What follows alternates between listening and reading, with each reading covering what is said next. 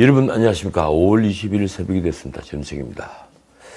어젯밤 국회에서 이 한덕수 국무총리 임명동의안이 가결이 되었습니다. 국회는 이날 저녁 본회의를 열고 찬성 208표 그리고 반대 36표로 한덕수 총리 임명동의안을 통과시켰습니다.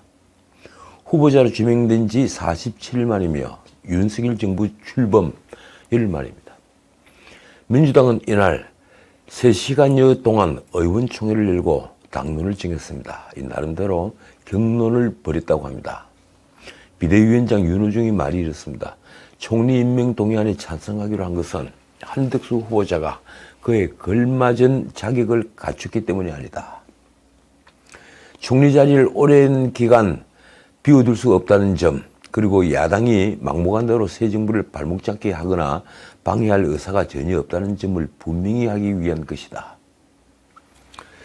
솔직히 민주당이 인준해 준 건 6월 1일 있을 이 지방선거를 어색했기 때문이죠. 발언권이 커진 이재명부터 이 인준에 동의할 것을 사실상 요구하기까지 했습니다. 송영길 서울시장 후보 역시 한 총리 인준에 동의했습니다. 만약 인준안이 부결되었다면 민주당은 지방선거에서 참패하고 이를 방관한 이재명에게도 책임론이 돌아갈 수 있다는 말이 많았습니다. 그러니 한덕수 총리 인준은 민주당으로서는 다른 선택이 없는 문제였습니다. 어쨌든 이로써 윤석열 정부는 기나긴 줄다리기 끝에 조각을 마친 셈이 됐습니다. 아직 이 사표를 쓴 교육부 장관 그리고 이 복지부 장관 정호영 문제가 남아있지만 말입니다. 어쨌든 총평하자면 한덕수 이분은 관은 하나는 타고난 사람입니다. 그가 새삼스레 책임 총리 역할을 할 수 있을 가능성은 저는 거의 없다고 봅니다.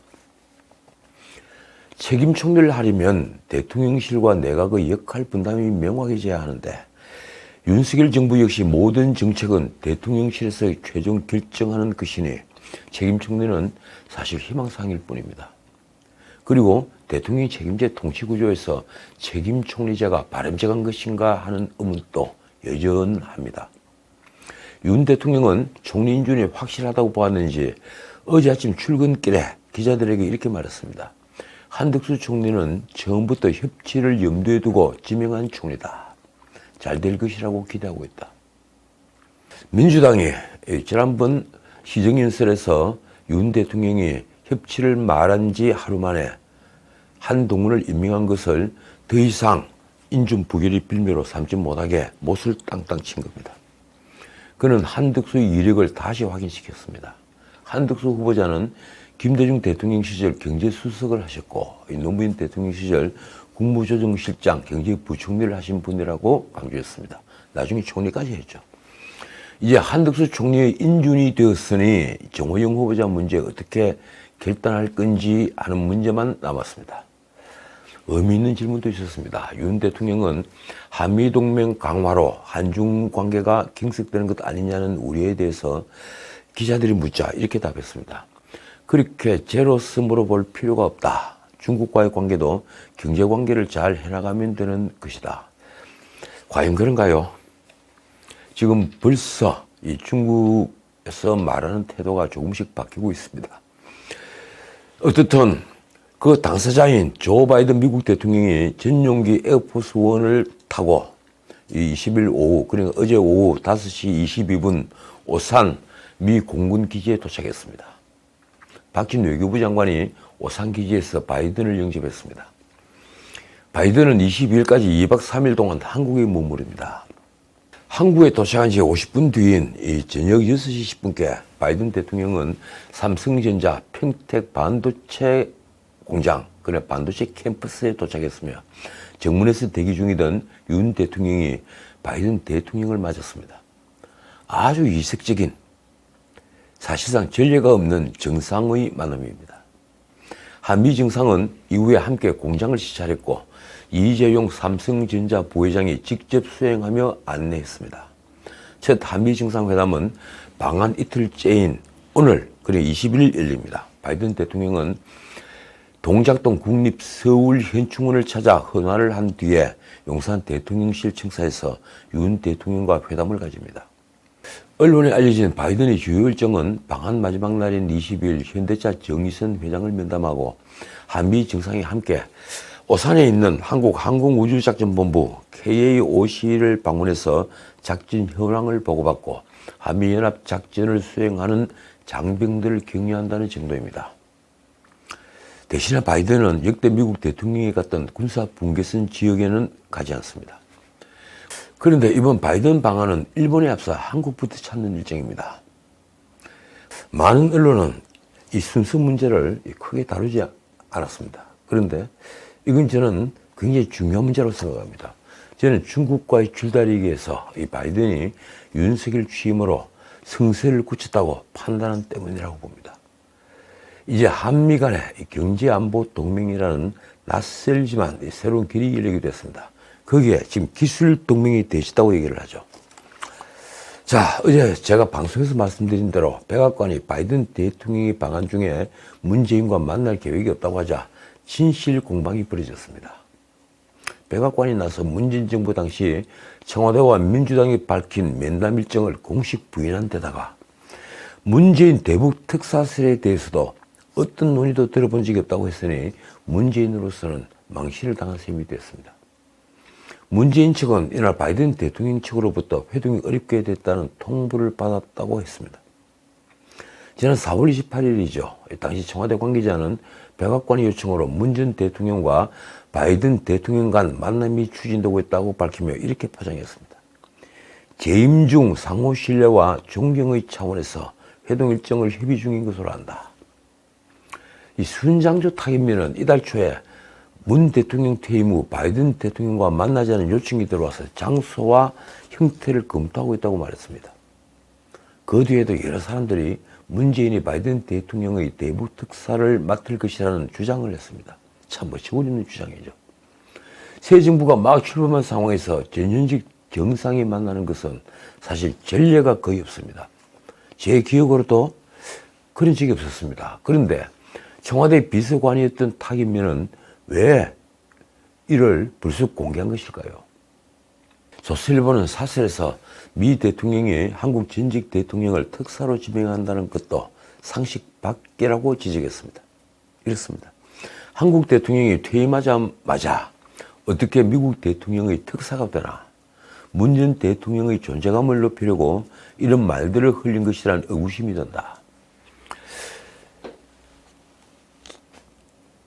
문 대통령과 이 만남이 없다는 것이 밝혀지자 거의 모든 언론은 중립적인 무산이라는 단어를 써서 이 사건을 보도했습니다. 문재인의 체면을 살려준 것입니다. 그런데 사실 민주당의 실수는 한둘이 아닙니다.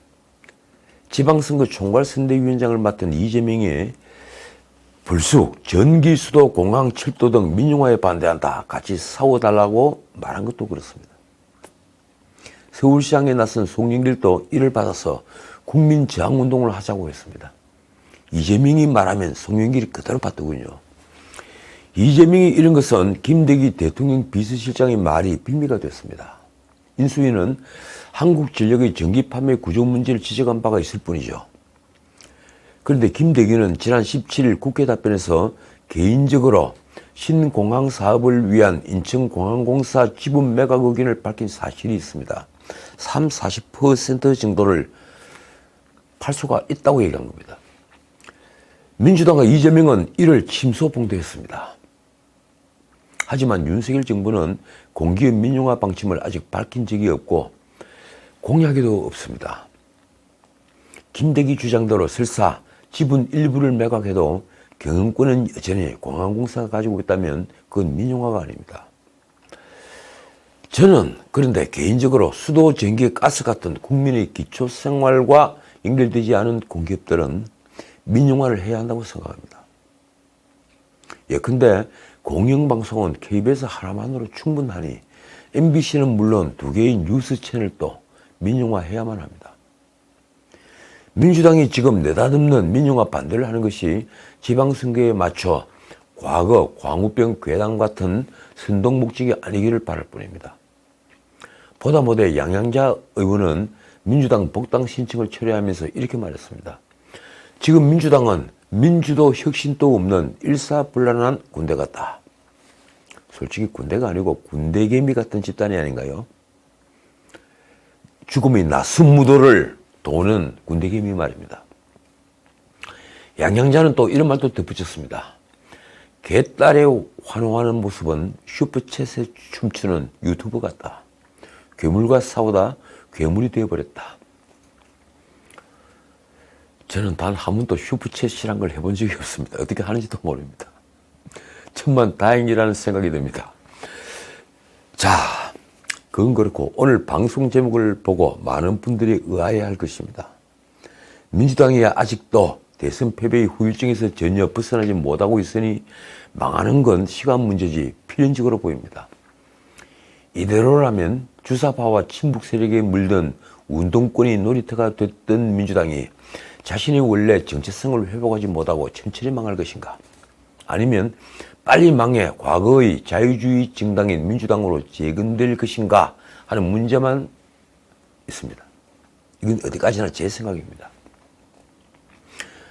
천천히 망할 가능성이 아마 99%일 것입니다. 이미 민주당엔 자유주의적 사고를 가진 이들이, 그러니까 미국 민주당과 비슷한 사고를 가진 이들이 거의 보이지 않기 때문입니다. 이번 검수완박 법안을 밀어붙이는 과정을 지켜보면서 나는 이 민주당이 다시 일어서기 힘들다고 생각했습니다. 이대로라면 그들은 좌파 포퓰리스트들의 정당으로 전락하거나 호남이라는 지역을 볼모로 역사를 후퇴시키는 천민정당의 길을 걸을 것입니다. 국민의힘이 과거 새누리당 때부터 온갖 당명으로 바꿔가면서 걸었던 길 말입니다. 그런데 국민의힘은 왜 망할까요? 지금 집권 여당이 됐는데 말입니다. 저는 박근혜 정부 당시 모 방송에서 새누리당이 망할 수밖에 없는 이유를 말했다가 엄청난 욕을 먹었습니다.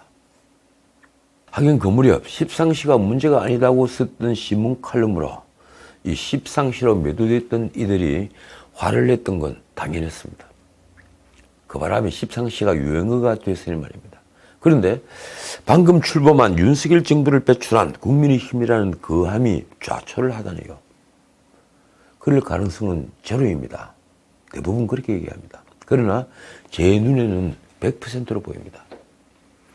치열한 대선에서 승리해 방금 출범한 윤석열 대통령, 윤석열 정부를 배출한 국민의힘 의원들은 요즘 정치할 맛이 날 겁니다.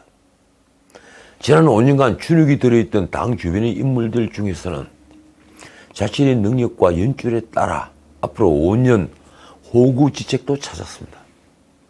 청와대 비서관 행정관 자리부터 어공, 그러니까 어쩌다 공무원으로 불리는 들어갈 자리도 많아졌습니다. 앞으로는 공기업을 비롯한 공공기관 자리도 많을 것입니다. 하다못해 민간기업체도 연출 따라 일자리에 아주 호의적입니다. 그럴 수밖에 없죠. 다들 권력의 파이프라인을 만들고 싶기 때문입니다. 말하자면 지난 대선은 그들에겐 자신의 인생을 결정하는 한판 승부였습니다. 심하게 말하면 앞으로 5년을 백수로 보낼 것이냐, 고관대작으로 보낼 것이냐가 그 대선으로 결정됐습니다.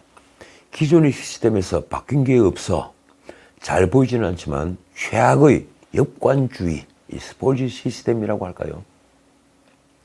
결론적으로 말하면 그들은 이미 정체성을 잃은 데다가 자정 능력을 잃었습니다. 외부의 인물, 그것도 이 나라 보수 정치 집단을 파멸시켰던 적폐청산의 칼잡이 윤석열을 자신들이 장수로 영입한 극단적인 선택을 했으니 정체성을 잃는 건 예정된 것이었습니다. 아니, 사실은 박근혜 대통령 탄핵 이전부터 그들은 정체성을 잃어왔습니다. 새누리당이 망했던 첫 번째 이유도 바로 정체성을 잃었기 때문이라는 것입니다. 말하자면 국민의힘은 그때부터, 아니 그 전부터 지금까지 전혀 나아지지 않은 웰빙 체질의 온실 속 화초, 자기 자신의 입신양명만 꿈꾸는 책상물림들입니다. 그들에게 이 나라를 위한 무슨 소명의식이 있다는 말입니까? 그저 책 몇 권 읽은 것에다 들은 풍월로 나라를 경영한다는 것이니 참으로 기가 막힐 따름입니다. 지금 그들에게는 장밋빛 미래가 펼쳐져 있는 것으로 보이겠지만 제가 경고합니다. 천만의 말씀입니다. 아직은 여소에다가 핑계가 될 수 있습니다. 이 말만 연금개혁, 노동개혁, 교육개혁이지 사실 그 순서도 바뀌었습니다. 연금개혁이 급할까요? 노동개혁이 급할까요? 무엇보다 제일 급한 것은 일자리를 마련해야 하고 우리 사회를 원천적으로 바꿔야 되는 노동개혁입니다. 윤석열이든 국민의힘이든 노동개혁 로드맵조차 마련하지 못했습니다. 솔직히 그들은 노동개혁이 무엇인지조차 알지 못할 것입니다. 그저 이 세계 최악의 노동 경직성을 완화해 노동 유연성을 높인다는 것만 알고 있으니 노동개혁은 민노총 같은 거대 노조와 싸움이 필연적이라 여소야대의 정치 지형에서 엄두가 나지 않을 것입니다. 이러니 해외로 나간 200만 개의 일자리를 되돌리는 리쇼어링에는 관심조차 없습니다. 아니 말만 합니다. 립 서비스만 한다는 것입니다. 아마 새 정부는 이미 한 발 들어선 스태그플레이션에 대처할 정책 기조조차 마련하지 못했을 것입니다. 모든 것을 조타수 역할을 해야 할 추경호에게 맡겨놓고 있겠죠. 국민의힘 어디에도 태스크포스조차 없으니 이게 어디 집권 여당이라고 할 수 있는 것입니까? 모두 자리만 탐했지 진짜 리더는 눈을 씻고 봐도 보이지 않습니다. 윤석열이 연초 기자 간담회에서 말했던 잠재 성장률을 끌어올리는 일은 그러니까 2% 초반대로 추락한 잠재 성장률을 4%까지 끌어올린다고 한 얘기는 이미 공연불이 됐습니다. 심하게 말하면 윤석열 정부는 이미 마그릿 대처 정부도 아니요 에마뉘엘 마크롱 정부도 될 수 없다는 걸 드러냈습니다. 죽었다 깨어나도 개혁은 할 수 없는 정부인 것입니다. 그래도 로드맵조차 제시하지 못하는 윤 대통령이 국회 시정연설에서 노동개혁을 연금개혁 다음으로 말했다 하여 감격해야 하는 것입니까? 5년 임기, 이 시간은 지금도 째깍째깍 가고 있는데 말입니다. 이런 판국에 국민의힘은 자정 능력을 완전히 상실했습니다. 솔직히 말합시다. 검찰 수사 기록에 성접대가 명백히 적혀있고 과알로 열고 이회라고 명백히 적혀있고 이 추악한 사실을 감출 목적으로 정인을 매수하려고 한 증거인멸 범죄까지 폭로된 당대표를 지방선거를 핑계로 묵인하고 있는 게 지금 국민의힘입니다.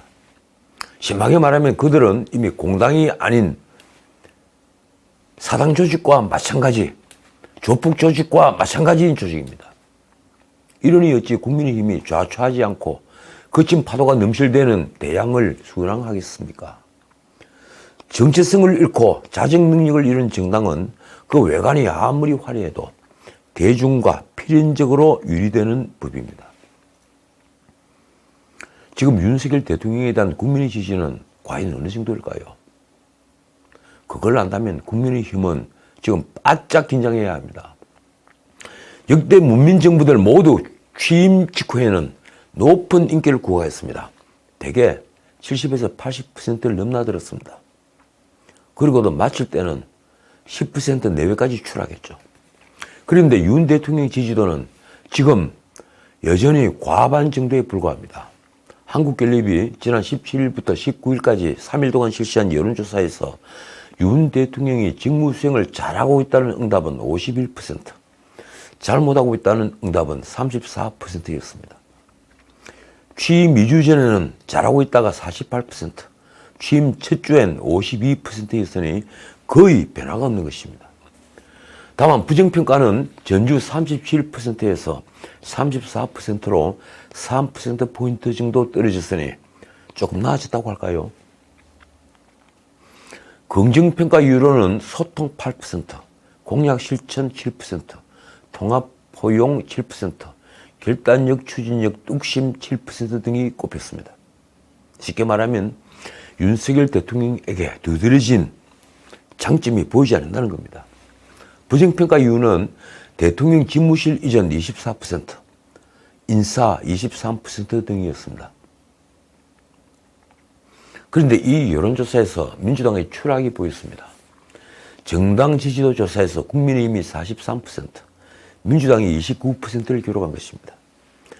민주당 지지율은 지난주 41%에서 31%로 10%포인트가 하락한 뒤에 이번 주에도 2%포인트가 더 떨어졌습니다. 이런 결과는 지방선거와 연결되어 있습니다. 민주당이 이처럼 대중의 신뢰를 잃은 것은 왜일까요? 대선 패배 뒤 문재인과 이재명을 지키겠다는 구실로 자신들이 살기 위해 검수완박 법을 밀어붙인 까닭입니다. 온갖 꼼수, 온갖 편법을 동원하면서 말입니다. 게다가 민주당은 지금 당의 구심점이 보이지 않습니다. 그런 상태에서 윤석열 정부의 목리를 부리는 것으로 비쳤으니 스스로 온갖 꼼수와 편법으로 문재인 퇴임전에 벌인 검수완박은 자신을 올가맨 자승자박의 동아줄이 된 것입니다. 자승자박 말입니다. 자, 오늘은 여기까지입니다. 이 조국의 아들에게 허위 인턴 증명서를 발급해서 대학원 입학사정 업무를 방해한 혐의로 재판을 받고 있는 최강욱이 항소심에서도 의원직 상실령을 선고받았습니다. 어제 20일 서울중앙지법 형사항소 5부는 업무방해 혐의로 기소된 최강욱에게 징역 8개월에 집행유예 2년을 선고한 1심 판결을 유지했습니다. 국회법과 공직선거법상 금고 0 이상의 형벌을 확정받은 국회의원은 비선거권을 상실해 의원직을 잃습니다. 재판부는 양형이 높아 부당하다는 최강욱의 주장도 받아들이지 않았습니다. 피고인 지위가 상실될 수 있지만 재판 사정에 비춰보면 원심의 양형이 합리적 범위를 벗어났다고 보이지 않는다. 이 말만 드리겠습니다. 사필규정. 사실 이 말 외에 무슨 말을 제가 덧붙이겠습니까? 지금까지 전식이었습니다.